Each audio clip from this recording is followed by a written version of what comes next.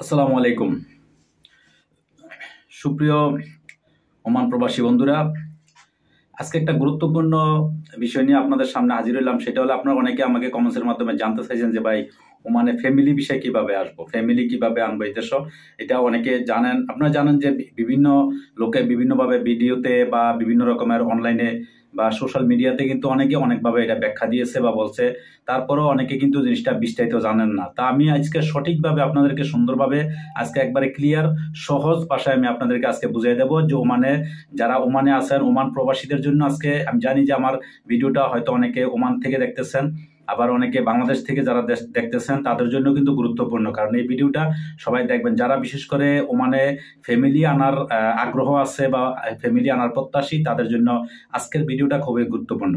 তবে আপনারা অবশ্যই ফ্যামিলি কিভাবে আপনারা ওমানে ফ্যামিলি ভিসাটা কিভাবে আপনারা পাইতে পারেন এই ব্যাপারে আজকে বিস্তারিত বাংলাদেশ থেকে শুরু করে ওমান পর্যন্ত বিস্তারিত আজকের এই ভিডিওর মধ্যে আছে। অবশ্যই আপনারা দেখবেন, ভিডিওটা পুরো স্কিপ করবেন না। তো সর্বপ্রথম আপনাদের বাংলাদেশ থেকে যারা আসবে, যে ফ্যামিলি আপনার ওয়াইফ আসবে, আপনার ওয়াইফের বা আপনার যে ম্যারেজ সার্টিফিকেটটা এটা দুইটা কপি করতে হবে দুইটা ভাষায়।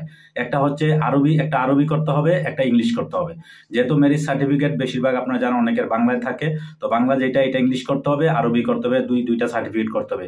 করার পরে বাংলাদেশে যে আপনার ফরেন মিনিস্টার অফিস আছে, ফরেন মিনিস্টারে ওইখানে আপনার ওইগুলা সত্যায়িত করতে হবে। সত্যায়িত করার পরে এই ম্যারেজ সার্টিফিকেটগুলা আপনার সত্যায়িত করে ওগুলো অনলাইন করতে হবে। অনলাইন করার পরে এই কাগজগুলো আপনার এর মধ্যে আপনি মেডিকেল করতে হবে। মেডিকেলটা আপনি আগেও করতে পারবেন, পরেও করতে পারবেন। তো আপনি ওইখান থেকে বাংলাদেশ থেকে এই ম্যারেজ সার্টিফিকেট আপনার ফরেন মিনিস্টার থেকে সত্যায়িত করার পরে ম্যারেজ সার্টিফিকেট, তার সাথে সাথে আপনার মেডিকেল, যেই লোক আসবে আপনার ওয়াইফ, তার মেডিকেল সার্টিফিকেট, আর যদি 10 বছরের নিচে যারা বাচ্চা আছে তাদের মেডিকেল লাগবে না। তো যাই হোক, আপনার ওই সত্যায়িত আপনার যে ম্যারেজ সার্টিফিকেট, এগুলা আপনার মেডিকেল, এইটা আপনি ওমানে নিয়ে আসবেন। এখানে অরিজিনালটা এইখানে আনবেন। আর পরে এই কাগজগুলো আপনার বাংলাদেশ যে এমবিসি দূতাবাস মাসকাটে আছে, মাসকাটে আপনার দূতাবাসে এগুলো জমা দিবেন। ওইখানে জমা দেওয়ার পরে ওইখান থেকে আপনারা সত্যায়িত করে দিবে ওই কাগজ।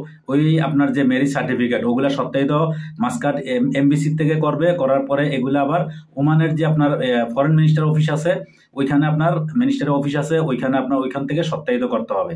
ওইখান থেকে সত্যায়িত করার পরে ওগুলা সহ এই কাগজপত্র, তারপরে আপনার যে আপনার যে এই দেশের যে রেসিডেন্ট কার্ড, মানে ভিসা পতাকা যেটাই বলেন, এগুলা সহ আপনি যাবেন, যে আপনার যেখান থেকে আপনাকে ভিসা দিবে ওইখানে আপনি এগুলো জমা দিবেন। জমা দেওয়ার পরে আপনি এখান থেকে কি পাবেন, আপনি ফ্যামিলি ভিসা পাবেন। ফ্যামিলি ভিসা পাওয়ার পরে তার সাথে সাথে আবার আপনার ওয়াইফের যেই লোক আসবে তার পাসপোর্ট তো অবশ্যই লাগবে, অরিজিনাল পাসপোর্টও সাথে থাকবে।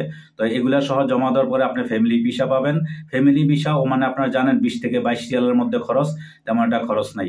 তারপরে ফ্যামিলি ভিসা ওইখানে আপনি বাংলাদেশ ওইটা পাঠাবেন। ফ্যামিলি ভিসা যাওয়ার পরে আপনার ওয়াইফে ফ্লাইট করবে, আপনার বাচ্চা সহ ওমানে চলে আসবে, ওমানে আসবে। সহজ, একদম সহজ। আপনি যদি জানেন তাহলে সহজ, আর না জানলে কিন্তু অনেকটা কঠিন। হয়তো অনেকে চিন্তা ভাবনা করতেছেন যে ওমানে ফ্যামিলি নিয়ে আসবো কিভাবে, খুব কঠিন লাগতেছে, এটা সেটা না। আসলে কিন্তু ফ্যামিলি ওমানে আনাটা খুবই সহজ, ফ্যামিলি ভিসাটা পাওয়া সহজ। তবে আপনার সঠিক জায়গায় যাইতে হবে, সঠিকভাবে আপনার বুঝতে হবে, জানতে হবে।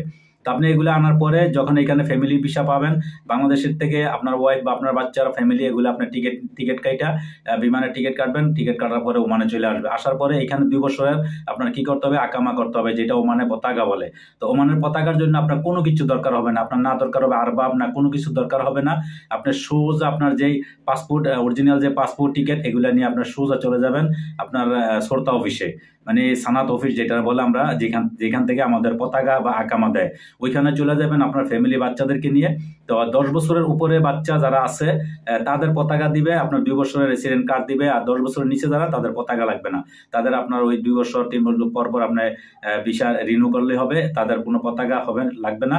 আপনার যে আপনার ওয়াইফ আছে 10 বছর উপরে যারা আছে, আপনার বাচ্চা যদি বয়সে যদি 11 বছর বা 12 বছর বয়স হয়, তাহলে তাদের আপনার পতাকা ওমান সরকার দিবে বা পতাকা করতে হবে।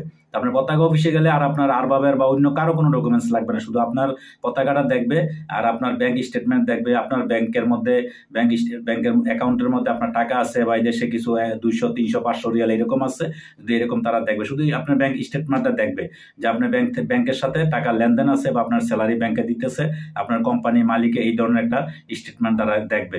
সবকিছু বরাবর আছে, আপনাকে সাথে সাথে আপনারা পতাকা দিয়ে দিবে 2 বছরের। একদম সহজ, কোনো সমস্যা নেই। এর পরবর্তীতে যদি আপনারা আরও যদি অন্য কোনো কিছু এই ফ্যামিলি ভিসা সম্পর্কে বা যে কোনো ভিসা সম্পর্কে যদি আপনারা জানতে চান তাহলে অবশ্যই কমেন্টসের মাধ্যমে জানাবেন। দর্শক, যদি ভিডিওটা যদি ভালো লাগে বা উপকৃত হন অবশ্যই একটা শেয়ার করে দিবেন আর সাবস্ক্রাইব করে দিবেন। ভালো থাকবেন, পজিটিভ মাইন্ড নিয়ে বাঁচবেন। আল্লাহ হাফেজ।